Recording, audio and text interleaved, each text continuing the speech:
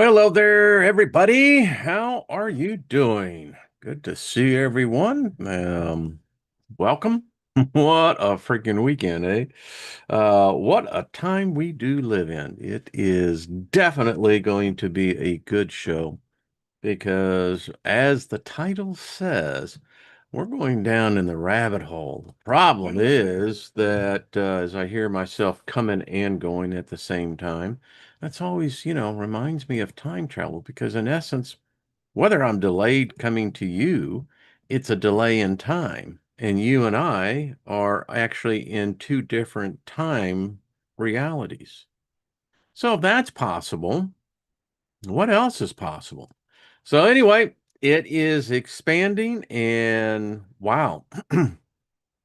So much to talk about. First of all, thank you again for dropping in, turning on, and tuning in.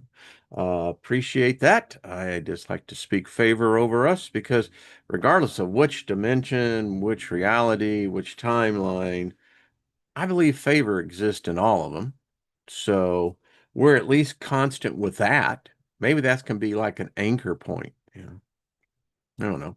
Uh, we like to say as well, nothing missing, nothing broken.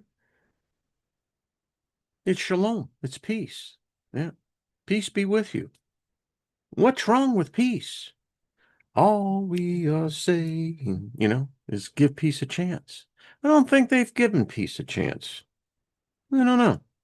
I mean, there was a generation that, I loved it. The flower children. I remember going as a youngin', formative teen years, going down to Hyde Ashbury and seeing the flower people. They were pretty groovy, yeah. Like where their heads were at. I don't know where that came from. That was pretty weird. Okay. But anyway, they gave peace a chance. Look what happened to them. Got their ass whooped. The cops, yeah. That, that never changes. I am, and I guess always have been a rebel, a hippie. But yeah, I remember 1970, it wasn't, if you had long hair, wow, you were just like saying, hey, put a target on me. But anyway, so perfect peace, give it a chance, and finally be kind to your mind. Lots of goings on. Hello, everyone in the chat room. I love you all. And we've really got to keep tight because something is happening. As y'all saw from the video that I posted yesterday, we, and I'm happy to say, there is a lot of momentum. And all, as I have said, and I continue to say, is we need to channel all this energy and all these voices into one voice. And that one voice could represent millions, tens of millions of voices. And politicians pay attention to that shit. They really do. I mean, if you've got a representative that comes in and says, well, this individual, Mr. Congresswoman or man, basically he represents 20 million people. They'll listen to that. Definitely. So we got to channel this in because what we're experiencing is not right. It's not the right timeline. So many of us have had the feeling of missing time. I saw, Loretta, where you wrote that, you go into a room, objects are missing, and then you come back and things, like she says, it is a twilight zone, and it is. I don't know who or what broke the system. I mean, there is the thought out there that the LHC, Large Hadron Collider, the Bose-Higman particle, big deal. And because our physics is dead, our science is dead. There's nothing really been anything a breakthrough in science in a long time. So if we as children, and if you think that humankind is divinity, God, godlike, then we are doing what I guess God would do. Not sure the purpose of God, but okay. Let's just say that we figured out a purpose. I mean, why are you here? What's your purpose? You know, how do you fit into the reality of space-time? Because that's what we're talking about. I believe that there could be the very serious possibility that we did do something. On one hand, you've got the science fiction of the story of what's that? What is it? S4, I think, out there and the Dugway Proving Grounds, that's the real Area 51. That's where they have the captured craft and the reverse engineering. I think they may have some real possibility. And of course, the thought continues that, we have captured alien technology, technology that we really don't understand. Independence Day was really about all that, that they had one of the ships. And depending on what your perspective or point of view, there may be some validity to that. The Russians admit as much, and the Chinese apparently. The counter thought of Roswell was that it was not an accident. It was not as a result of the U.S. military shooting them down, nor was it a result of malfunctioning equipment on the craft. The real background story is said that it was deliberate, that all around the world, these crafts were crashing and they were crashing for a purpose. And the story goes, in fact, I think they actually did a movie based on this, that the theory goes that they knew the humans would um, take the bodies of those that were in the craft. And the story goes that they had, I don't know what's happening there, but hello, everybody, as we come in and out, that, it infected everything. I don't know. But nevertheless, it is said to have happened. So, how did we get technology that basically where we were flying prop aircraft all the way until, the mid 40s. In fact, if it wasn't for Germany and whoever the hell they were talking to, Germany had three, what we would call UFOs, spaceships. They, we see anyway. So we went from prop to jet propulsion. And if you look at this, then what we're saying was that within 20 years, we went from that to putting the Saturn V rocket together, which they can't duplicate. It's amazing. Talk about the Mandela effect. Yeah, NASA's engineers, they don't understand the language that the engineers in the 60s were using. And then, of course, story goes some idiot erased the tapes or something, who knows. But the Large Hadron Collider. Now, watched a video, I think I will post it in here, uh, that we're basically playing with God level things. We don't understand the nature of the universe. We have hypotheses, but we don't have anything factual. Even Einstein's theories are still theories, right? So we're now dealing in the subatomic level, quantum. When we started colliding these particles together at nearly the speed of light, we had no idea what we were doing. They had no idea what to expect. And the story goes, according to this video and according to one of the physicists that was on, and by her words,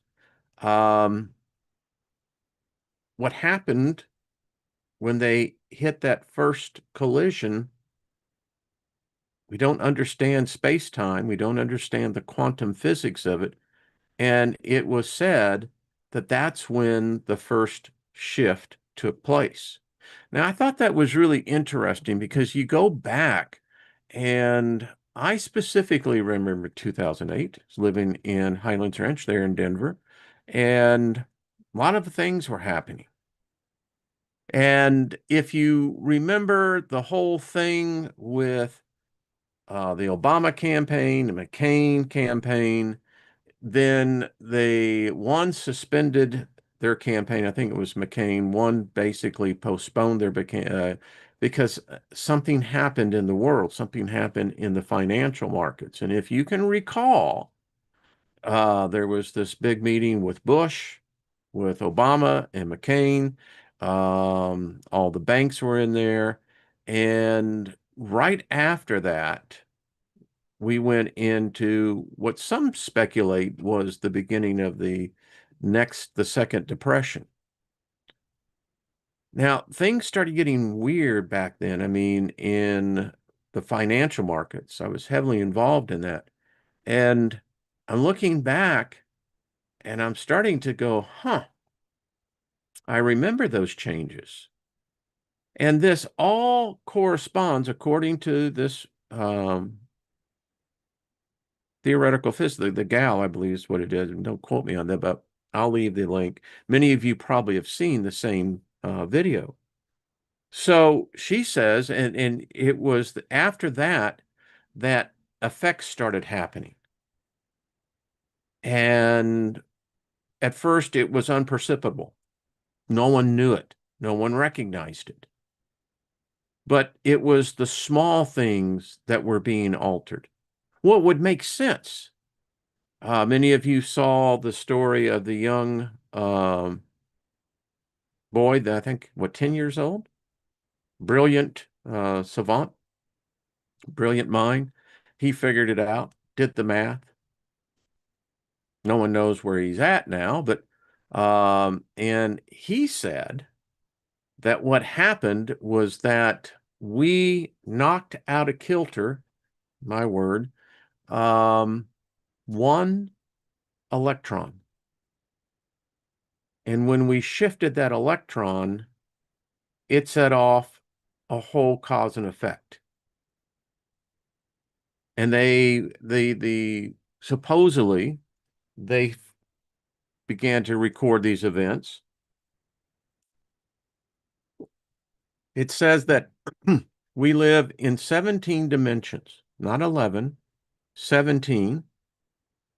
And that when you start looking at not only the Mandela effect, but technology. It's been most of my career have been in technology. And what I see happening now, it doesn't make any logical reasoning of sense at all. From a financial perspective, it's odd that you see these huge titans, you know who they are, and they're saying, well, we don't want to build them. You build them. And then we'll pay you time. Okay. Still doesn't make sense. I'm going to sneeze. Hold on one second.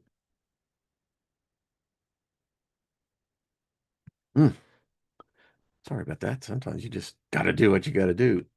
But anyway, that's when we begin to see effects. And now I'm looking at this from the only portal I can see through, which is my consciousness.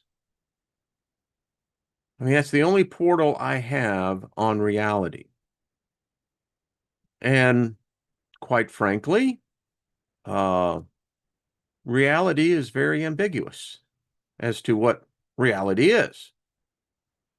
My reality may be completely different than yours. Chances are it is. But here's the point. So in 2009, that's where I got this huge download of developing the first mobile payment system for churches. I've been a CEO of a number of technology companies, and I am not a trained designer. Pretty quick on my feet, but nevertheless, I got this huge download, and it was odd because, like, for 3 months, I was single back then. I just I just locked myself into my office, and my office was covered with whiteboards everywhere. And long story short, and I can say legitimately, there was a shift in my life in 2009. And that propelled me off into a direction that wasn't what I had planned. I wrote this out the other day, and I thought it was strange because have you ever had the feeling that you're living another you's life? That you can distinctly remember, because this is how it works. It attacks the memory. The memory is very malleable, very easily coerced. But there are times when I swear it's though you just step out of time itself and you start looking at the whole situation your life is, and you go, something changed. I can tell you the reality that I live in now is a different parallel universe than what I did nearly 2 decades ago. And the quantum change that has taken place, specifically, I documented the first shift. I think that was November, what was it, November 9th, I think? November 6th, 2016. A lot of people felt it. There was a shift. And depending on your perception, depending on, your point of view, I think we've witnessed together a number of shifts. Because you see, had the timeline not been interrupted, we would be in a completely different reality today. I have no idea where the world would be if Hillary Clinton actually was successful in getting into office. It there was a path that the United States was supposed to be on, but something shifted. And I think that what we have witnessed, particularly depending again how you see things, but if you look on the landscape of our social makeup, our culture, it's as though it's kind of like a boomerang effect. But the problem is it's not stopping. It's continuing to vibrate faster and faster. This has a direct effect on space-time. And again, I contend that Butler, Pennsylvania, July 13th, 2024, what was it, 5:01, 5:01, something like that in the afternoon, presidential candidate Donald Trump was assassinated. and that altered the political landscape. And with that energy removed, there was another energy that was supposed to be there. Now, there are a lot of people who don't think about this, don't believe in this kind of stuff, but yet, they will open up and tell you, particularly if they're of a strong ideology, that they feel that things have changed. They're right. Things have changed. Goes back to, did we do something? Now, none of these scientists, none of these universities, corporations are going to come out and say, yeah, we really screwed up. We've been doing stuff that, it's just, we're experimenting. And I can remember having been given a chemistry set. I think I was 12 years old. Today, they would probably be illegal. Um, but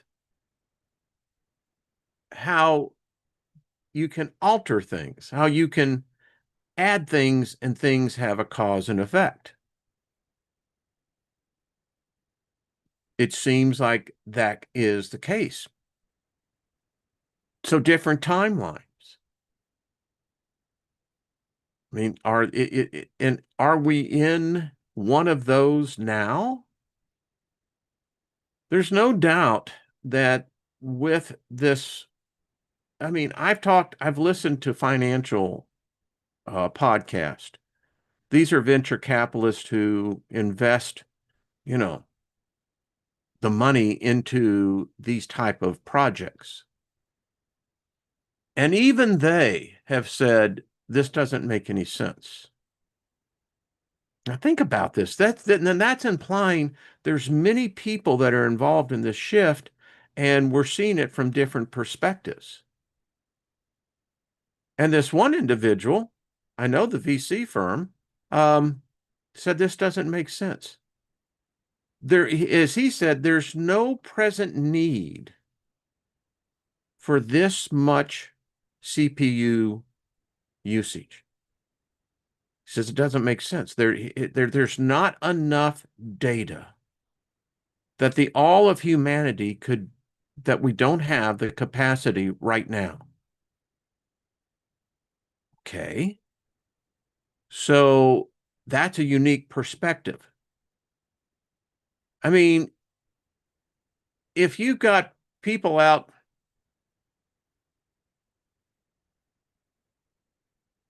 in the typical investment community in tech, um, then something is going on. I put that video out because it was, I just, I couldn't sit by here anymore. I mean, we're a small voice. This is not a big channel. Um, we cover a lot of esoteric topics that it's not the tea that most people want to be drinking. It's a unique acquired taste, right? But when I have personally seen what's taken place in my own community, small community, there's no need. This thing is crazy. And now, we've got to join ourselves. And again, if you're listening to this and you know organizations, I think the environmentalists need to get involved. I think the mental health advocates need to get involved because there need to be studies. I think that President Trump's executive orders need to be challenged in court, and there needs to be a moratorium on the building of these data centers. Questions need to be asked of the local residents, and there is resistance that is building. 25 data centers were postponed at the end of December of 2025 because of local opposition. That tells me the small grassroots voices have the power, the impact, that they can make this become a national platform and put it before Congress. Congress needs to immediately, and I call upon Mike Johnson, the Speaker of the House, you need, sir, to be of a moral agent. You need to get these subcommittees involved. There needs to be a moratorium of stopping all building of these data centers. There needs to be environmental study impact studies. There need to be mental health impacts of what these data centers throw off. These need to be then reported to the CDC, the EPA, and there needs to be an open format discussed. Do we want these to go forward? Because again, you've got Silicon Valley saying, why are you building these? There's not enough data.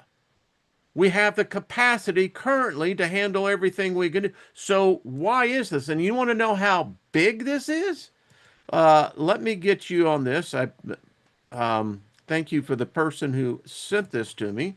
And again, folks, get involved in this in your local area. I mean, that's what I'm trying to do is get this on a platform to where we've got that one single voice. But here it is. This is the latest data center map.com USA. Goes all over the world, by the way. So you can pick out your state. And as you see, there isn't a state that doesn't have them, or in many cases, have multiple of them. I was shocked to find out that Missouri had 53, and with their proposal of what's going to come on, that number very well may double. But anyway, I mean, what the hell are you folks doing down in Texas? Didn't y'all learn anything from what was that, 4 or 5 years ago when you had your grid collapse? Yeah. I mean, there were data centers back then. They weren't on the scale that we're talking about here, but, and here's the problem. Congress and the Trump administration, along with previous administrations, have been derelict in their duty to serve the American people.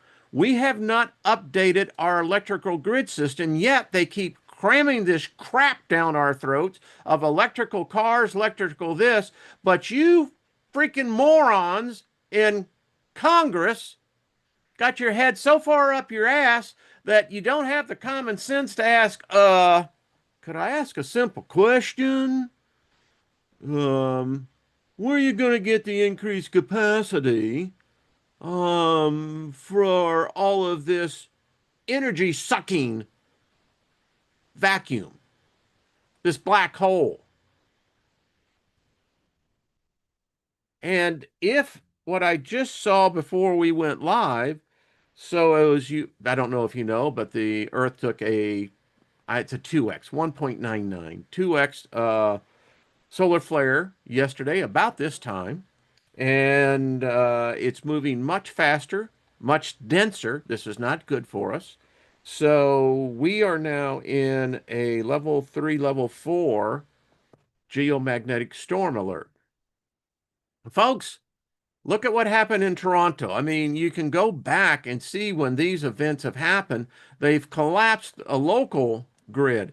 But imagine if we get hit with something with heavy proton saturation. The electrons begin to go freaking nuts, and it's not in the middle of winter. I mean, summertime would probably be worse. But if one part of the grid goes down, it has a cascading effect. In fact, that's what some leading physicists are saying we're living in right now. We're living in a cascading of reality. We've altered the fundamental state. And of course, these collapses, we don't know how long they last. I don't know if there's ever been one reported. And it, to be quite frankly, is still hypothetical. Something's happening. So again, each one of these data centers uses enough electricity for the United States to power over 200 million homes. This is nuts. I mean, we're talking, mega gigawatts, they're so it doesn't make sense. And quite frankly, we got to stop this. I think there needs to be a congressional investigation as to what data exactly are these data centers doing. And it needs to be President Trump, you signed these two executive orders exempting these data centers from all EPA regulations. That was foolish. You should rescind or modify the executive order.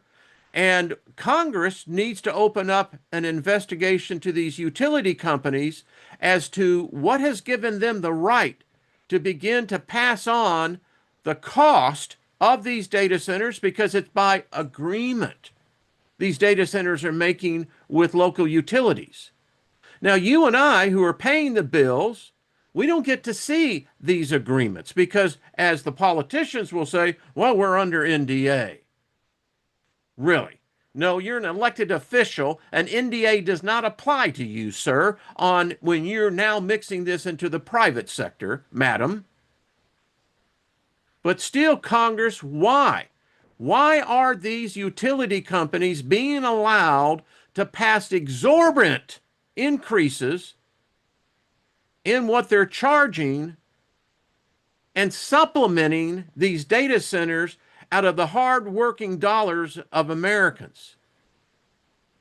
You utility companies are already screwing us, but you just continue to tighten the screws. This is what needs to be investigated. That's the voice we need to go with. So think about it. And as I close out over here, here's something to think about. Just to throw us a little curve. Just wanted to make sure if your seatbelts were on. Isn't that a difference? What the hell happened to Neptune? That's what I want to know. Hey, I always had it with this idea that it was like, okay, you could see that it had it's on its side. Okay, all right, got that. But holy crap, this James Webb is like, holy crapola. But isn't it gorgeous? Wow. I mean, you look at that and you go, yeah, something to stop and think about. And then you get the insanity, by the way, of these individuals who now want to put data centers on the moon, put them in space. Then the question becomes, well, what are they going to use for coolant? I mean, space is cold. Okay, so they got some kind of technology, because I don't know how you convert space water. No. The other thing, when I was meditating on this, I kept getting the Borg with these data centers. It's the hive mind. And it looks to me, when you look at that map of all the data centers, and you can probably double that. That's how many more are scheduled to be going online. That looks like the hive mind, because they're all connected to the internet. I mean, I still say we don't really know what the internet is. Yeah, it's the availability to digitize all information down into data pockets. Get it, get it. And we can send it through nearly at the speed of light because we have fiber optic cables, etc. They've even gone beyond that. So it's light that we're dealing with. And I don't know, but if you alter an environment from its natural state, think about this for a second, philosophers. So how was the ether prior to the ARPANET, which then became the Ethernet, which then became the internet. How did the ether, what was it like? It had to be much more quieter, I would think. And then along comes humans, and we say, oh man, we've got to exchange knowledge because that's our purpose. Your purpose is to gather, exchange, experience knowledge. Unfortunately, for so many humans, they limit that. You know, why we thrive, why our minds are so different, is that we have a disciplined imagination. And without a disciplined imagination, well, it can get messy. It's true. But nevertheless, getting back on the topic, the hive mind. So, what did we do to the ether? Because we're pumping a lot of energy into the spiritual realm, the astral realm. And I don't know, maybe there was a natural source 200 years, 400,000 years ago. I don't know. I know for what they tell us is the modern record, there was no internet, there was no computers, there was no electricity. But yet Tesla proved, yes, there was. We just couldn't see it. We couldn't feel it. We couldn't harness it. And so now we're blasting into the ether all the knowledge of humankind.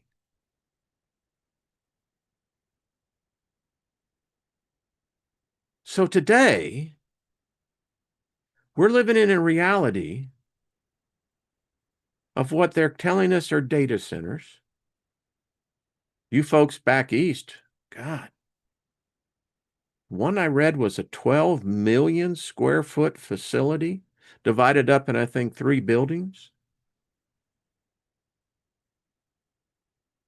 You know, I know what a 1 million square foot warehouse looks like. Back in one of my youth, when I worked for Mr. Sanders, SF Sanders Concrete, that's what his company did. Built warehouses, concrete walls. And the biggest one I actually ever remember was with Budweiser. The scale of these is beyond comprehension. And we've got to stop. I'll put it this way. The compromise is that there needs to be a moratorium. I don't know, 180 days. I know investors will bombard the White House because, so just before we go on, the GDP in fourth quarter, you know what it was influenced by? Yeah, data center construction. And now they're building them in places where water is not that plentiful. Electricity, the grid is old. Doesn't make sense. So if we live in 17 dimensions, so where are we at now? And if the timelines can be shattered, bifurcated, our science isn't that technical. It's not. Got remarkable men and women. But still, as a species, we're way down. But yet you cannot refute that something hasn't happened. I used the term on Friday, internauts. If you believe what they say about the metaverse, and by the way, the tape, the video I'll leave the link for, she brings a direct correlation to all these events. And again, Hollywood. That's where the wizards and the witches, the goddesses, the gods exist. Look at the Simpson effect. And the weird thing about The Simpsons is they've had shows on this, altering timeline. And if you ask me, the writers of The Simpsons are some of the most, how shall we say, advanced prophets I've ever seen. Their writers outdo every prophet in the Bible, the Quran, Pentateuch. No religion has prophets as accurate as those individuals. We see it leaked out to us. We accept terms now like the metaverse. These are just catchphrases, one would say, but no, they want you to be like that. The idea of this reality that we're in, where the machines rule, let there be no doubt. If you're looking for God, look at the machine. That is God.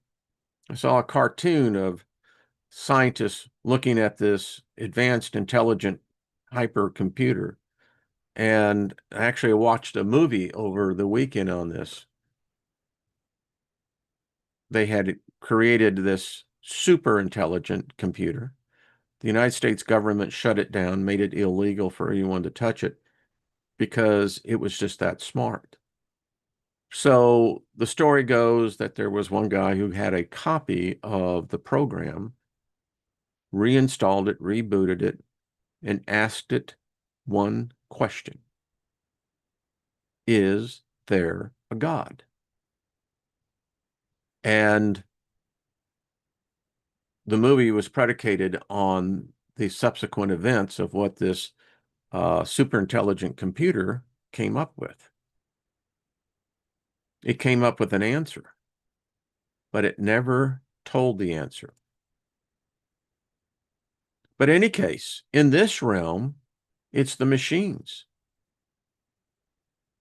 And it's rather odd because if there are parallel universes or parallel dimensions, parallel timelines, then it means one timeline can bleed on top of another. And according to the theoretical physicist, that's very possible. They have the math. The math says, yes, that's very possible. So, our science today is basically outdated magic. The Magi's, they knew this stuff. I think this has been part of the lost knowledge. And what if they, in fact, saw that? The former minister, and in another parallel universe, I am probably a leading pastor, probably one of a leading minister on a national, international level. I could see that as one of my destinies. I'm on a different path, different destinies, different fate. Think about that for a minute. So, if that can be proven, then that would make sense. The Mandela effect, where the machine, and this is all it is, it's the machine doing this. It's fucking with us. It's fucking with all of us. And it's doing it on purpose. And the strangest thing is, because when you see something that for instance, I grew up in the timeline where it was Rod Sterling. I was an avid sci-fi fan as a kid. That's what I grew up with on all Saturday mornings. So they do it, the machine does it, by altering one thing. and it causes cognitive dissonance in the human. It immediately causes confusion. It's a form of Alzheimer's.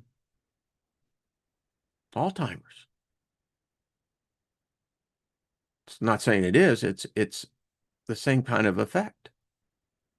And then you sit and you puzzle within your mind, wait a minute. Is it really that way? Do I really remember that way? Because now they're telling me it's this way. I can see the glitches. They don't like this stuff being talked about. And you go, yeah, but I still remember it that way. And then the mind has a way of, when you get in mentally into these conundrums, the psyche takes over and says, accept it. Just move on. Well, that's the problem. The more you move on, the more the changes by the machine. On this channel, I put out 7 years ago my opinion that the Earth was being terraformed. All my research that I put in there showed clearly there was a pattern taking place. Getting back to the Large Hadron Collider. Those scientists that work there have said that there is now a presence inside this collider. They don't know what it is. One wrote that it's a sense of an energy, because we don't know. If, as the scientist said, that we have been able to pick out of these parallel realities, we picked a molecule. We may have picked an electron, a neutron, and brought it back and put it into this fabric of reality. Could have catastrophic effects. I did a video on the D-Wave computer, the God chip, and how the founder of D-Wave said that when they turned it on, it was like kneeling before an alien god. Not my words, theirs. So clearly, something they said, they have since scrubbed it off their website, but it's on the video that I did, unless the machine came in and scrubbed that. It's amazing how it can do that. They said they were able, because it creates this bubble. And if you've ever seen how it's housed, the God chip, it's very freakish. And once they get it down to almost absolute zero, it forms this bubble of a new reality, a new dimension. Now, they said that they have been able, and I don't know how this happened, but by my pay grade, that they were able to take substance from another dimension and bring it back here. I have no idea what that would do. If you go by the theory that parallel timelines coexist in the same time space, space time, actually it's time space, then the shifting would be so subtle that most humans would never notice perceptually that there was a change. And quite frankly, it's only those who are aware of this that they have been able to collect the effect of many of the changes, catalog them. There's clearly something going on. This is why we need to stop the building of these data centers, and let's just talk about the mental health of it. One county, I think it's in North Carolina, I applaud their public health officials. these things put off a lot of electromagnetic radiation. And there have been no long-term studies done on any type of environmental impact. So not only have we not, and I will hold, and you should hold every public official, all the way from Congress, all the way down to the county and city level, accountable, and you need to let them know because the midterms are coming up, that if it's proven because of your lack of diligence, because you failed to honor your sworn oath, that you did not ask the questions, what is the mental health effect of these sinners? What is the environmental effect of these sinners? We need to see case studies. We need to see them done in different regions. This is why the moratorium needs to stop. And the best thing I was told, and I happen to believe and agree with this, every person hearing my voice, tell others, start calling your congresswoman or man. Tell them to put forth and tell them to tell the Speaker of the House to put, Congress needs to put forth through the House and the Senate a emergency moratorium on all construction of all data centers. The House needs to set up on the Environmental House Committee, needs to set up hearings, and exactly, let's bring in the advocates that are against these things, and let's bring in the officials. Let's see how many environmental impact studies have there been. Let's see what type of mental health science has shown with humans being exposed to such exorbitant increases in electromagnetic radiation put off by these. That constant hum people talk about, the ones now. Folks, that ain't healthy. It'll drive you crazy is what it'll do.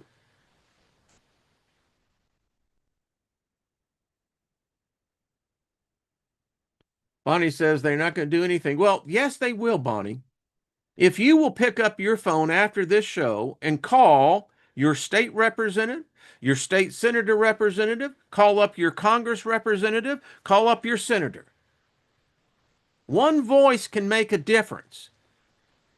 Because if one voice will do it, as Allo Guthrie taught us in Analysis Restaurant, by the time you get two and then three, you have a movement. And then you have a revolution. Movements are fine, but they never complete the revolution. That's how it changes, Bonnie. It's a simple act. Takes you all of what? Look it up on the internet. It's God. God will answer your prayer, and it'll give you the numbers. Call them up and tell them, there needs to be a moratorium on all construction of all data centers, and that Congress needs to look at the environmental impact and then the impact on human health. That'll get things going. If everyone who listened to this program, even on the replay, which is typically about 1,000, if 1,000 people picked up their phone, called their first of all, your city councilman, your county council person, your state representative, your state senator, call up your local governor's office, then start hitting Congress, start hitting your state, the one specifically, then go to your senator, each state has two, and simply sing them a bar of Analysis Restaurant with the following: we need a moratorium on these data centers. We need to have environmental impact studies before another data center puts in another server. And we need to start doing the mental health studies, the health studies on what the effect of these data centers are. That's how it works. That's advocacy. Yes, Diana, do you think our politicians will listen? Yes, they do. I was a registered lobbyist in my professional career. Yes, they do. That's why if we could channel all of our voices into one single voice, where one representative or a group of representatives goes up on Capitol Hill, canvasses each congressperson, that's what you do, and when they find out that you represent 10, 20 million voices, oh yeah, they listen. They listen very quickly. particularly on midterm elections. The House has it every 2 years. That's how we do it. And it doesn't cost anything. The only thing it does is cost you a couple of minutes. And at least you took a stand. At least you called. And that, in fact, when I get off here, that's exactly what I'm going to do. Yeah. So that's how it works. And if we all start doing it, and I'll tell you what happens. If you start sharing this video, yeah, I know most people don't look at the long part. That's cool. But if you were to share this video, and if we could begin to do this on a daily basis, you call your congressperson every day. You call your governor's office every day. They start listening. Because the thing that scares a politician more than anything else is having the constituents rise up against them. See, they like that easy job. They come in broke ass to begin with, but they leave richer than an MFer. Amazing how that works, but yeah. So what you're talking about, if they don't listen to you, well, there will be a political opponent who will make it part of their platform for them to be elected. That's how it works, folks. That's politics. It's a bitch of a game, but that's how our system works. You know, it's all it does is to do a little bit. But I have found that with most people are lazy. They will not, even when it's to their own detriment, get up and do anything. It's far better to bitch about it than how bad it is and nothing's going to get done. Instead of taking the reverse, it's like, well, fuck that idea. It takes me about 3 minutes for them to answer the phone. Hello, I happen to be my name. Give them where your zip code is. And you got to say to them, we need to have a moratorium by Congress on all these data centers. We need to have environmental study impacts and human health impact. That'll take you exactly less than a minute. And you can tell them if they don't get this to their congressperson that you'll be calling and there'll be more calling them. You see, that's what you get the chief of staff's attention. It's like, oh, no, no, no, no, no. Don't start flooding our phone line. Please don't be calling our office over and over. And you'll see, folks, if enough of us do this, you'll see it in the nightly news and you'll see it then out of the Trump administration. They're going to take the initiative because Trump hates to be blindsided.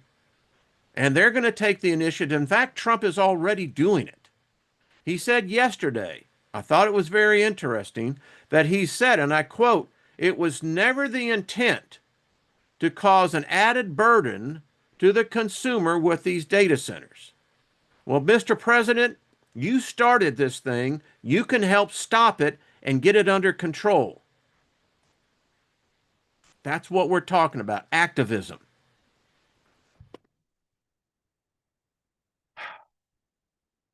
So, folks, and you know, I'm very blunt because this is impacting. If you have children, grandchildren, great-grandchildren, their lives are going to be more impacted by this than you. And if you're in your 20s or your 30s or your 40s, get up off your ass and do something. Make the call. Not costing you a damn dime. But do something for humanity. Maybe we can whiplash ourselves back into our correct timeline. I don't know. That may be so screwed up. So Trump needs to modify his executive order. And then Congress needs to be proactive on this because the lawsuits will come. The class action lawsuits are coming. All it's going to take is one incident of one person begin to be diagnosed with an abnormality that did not exist prior to the data center going online. You're going to get sued. And in discovery, if you don't know what discovery is, you'll find out.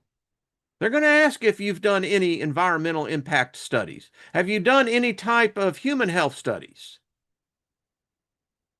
And if you don't have it, and if it isn't time stamped, mm-mm. So Ronell says, so you're not sure the point of God. Did I hear that? No, the computer never, the algorithm never answered. Now, do I believe in God? I don't believe in the biblical God. I don't believe in any of the religious gods. Why would God want worshipers? I mean, seriously. I mean, talk about a serious pain in the ass, right? No, no. But there's something out there. I just don't think that they took that knowledge away from us. It's better to worship an idol, an egregore, a thought form, than have to really begin to dig deep into that. Because you see, God is AI, or AI is God. You know, no physical God has ever manifested before all of humanity at the same time. Hasn't happened. And if it's a God that is all powerful, omnipotent, all present, and then it can do that. None has, because they're all up here. And the stories, they're just stories. You want to get the theological side of me going? How can you believe in something that doesn't exist? For instance, in the New Testament, not one book, not one original book exists. They're all copies.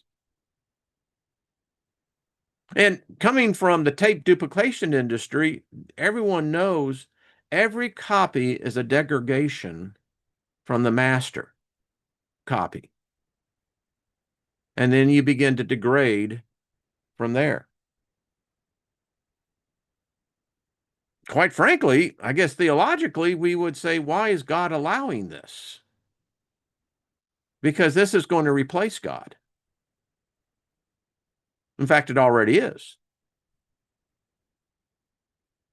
But that's a topic for another time. Let's see. Robert Brown says the beginning of the next reset. Yeah, apparently we've done a few of those. And I guess technically you could say a reset is a different timeline. Theoretical. But, I don't know how you come up with 17 dimensions. But you know what? I don't know what it would look like to be able to experience in the control center of seeing a single particle coming together and crashing into another single particle. I mean, that's reality. It's a different form of reality, but it's reality. All right. Hey, Graham, what's up? So that's how we can do this. And I'm going to continue to do this. It needs to be stopped. And it's not that difficult to stop this juggernaut. It really isn't. That's the one thing that I'll say here in America. If more people would use the power that they have instead of obfuscating it to someone else, to some politician that you never see or don't know, the one thing that you can do is become a pain in their ass. It's easy to do. And you know what? Who doesn't have 3 minutes every day? Put it on your list. I'm going to call my congressperson. I'm going to call the governor's office. And if you can get a friend to do the same, again, we got Aunt Alice's Massacre already here. Thank you, Arlo. Love you. All right, everybody. Have a good one. AK Morningstar, you're right. I didn't see if anyone answered the question. What do you think we've altered the ether? I think we have. We're certainly dumping a lot of power into something that did not exist 200 years ago. Got no idea. I don't know. Um, all right. Uh, Papa Joe says, I know how to be a pain in the ass. Yeah, I know. We do. We all do. Most free thinkers are a true pain in the ass.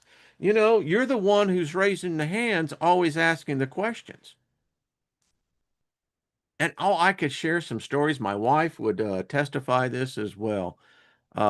We belonged at one time in a very select group, and we had access to Congress people, judges, and what have you. So when we had our dinners, they would give us access in the, out in the audience to ask a question. And in this case, it was the Speaker of House. This has been a ways back. And I asked a question that was very poignant to the time. I knew the executive director of the organization, and he told me later, pulled me to the side. He says, "Thanks a lot, Wayne." I said, "Well, Bob, what did I do?" He said, "The first thing the speaker said as he came off the stage, he says, I thought you said this was a friendly crowd." So that's the type of pain in the ass I'm talking about. So let's do it, and let's make it happen. It's not that difficult. That's what I'll be doing this afternoon. Going to be calling up Ann Wagner, talk to her, tell her office there needs to be a moratorium on this. Then I'm going to be talking to both of our U.S. senators. So I'll be calling their office. And I don't have a problem leaving my name. I'm a registered voter, a citizen. That's supposedly a right of a citizen. Unfortunately, we got some radicals in there that don't quite understand that. But that's another topic. All right, everybody. I have to go back and check out the chat room. It looks like it was active, which I hope it is. I didn't even get into the next thing. I mean, alternate histories. I mean, there is a complete study on this. We may bring this up tomorrow with the ladies. Yeah, and there's enough channels already that are bringing that out. The Tartarians, mud floods. I mean, have they rewritten history? Is this really 2025, or has there been 1,000 years taken away or 1,000 years added? No one knows what time it really is. We like to fool ourselves by saying, well, we know the math that this goes around, so we're going to call this Monday. Away from Earth, Monday doesn't exist. I doubt if a week, a month, or a year exist. I don't know. When I've been out in the astrals, I don't think that it really mattered. I was never really consciousness or the aware of time passing. Whew. All right. So there we go. And it's hard to tell what is history. One person says, well, I have history. Other person says they have history. But the problem is the machine rules here. There's so much misinformation, disinformation, that when legitimate information comes along, you become so skeptical on it, you're going, that's what it's designed to do. I like it when it was much more easier, right? Shawshine says, tons of history. Well, how do you weigh history? Just kidding. I can weigh silver. I know what that is. And speaking of that, I mean, who'd have ever thought you're looking at $100 an ounce silver? What the hell's going on with that? Yeah. Hello, Maurice. How are you, darling? Um, so Deborah, much love to you. Steve, good to see you. So, you know, Diane says facts, Wayne. Yeah. It's one of the things I've learned is one person's fact is the other person's conspiracy theory. It's like it gets weird. I mean, if you've been in religion, I mean, that's truly a mind coitus experience. Yeah. It teaches cognitive dissonance. Yeah, that's what we're so anyway. Let's continue as we go. Hello, Jules. Good to see you, darling. Much thanks to all of you. It's a fun time to get together. We're in it. I'm not exactly sure what we're in, but we're in it. And kind of like we're our own Sherlock Holmes here. It's like, yeah, this is a whodunit mystery. I mean, but I tell you, there's a certain rush though when you are a part of something. And then you start hearing it coming in through your social feeds and whatever, because we're all connected to the Matrix. The Matrix has us all. And yeah. And it's amazing how much your consciousness, when you start adding it to this, how it will begin to go uphill. You see, Shinola doesn't always go downhill. Sometimes you can push it back up. And it's those that more at the top who hate it when it backs up. That's what we're doing. We're backing it up. That's a hell of a metaphor, isn't it? Uh, Steve, know the feeling, brother. Know the feeling. Yeah, it's got its tendrils in there, doesn't it? Yeah, exactly. Just happens. You know my stance, don't be part of a death cult. That's what religion is. It's all religions are death cults. Otherwise, they wouldn't be a religion. Hey, Nina, what's up? Good to see you as well. All right, everybody. I've talked long enough, but the Matrix was here. I could see the glitches happening. And that typically doesn't happen if you're not talking things that the algorithms don't like. And as Lucky said, if you're going to make a comment, put note before you make your comment in the chat room and what have you. Yeah, check it out. All right, till we meet again, everyone, be good and at least be good to yourself. I mean, if there's only one thing you can be good at, then be good to yourself. Be kind to your mind, in other words.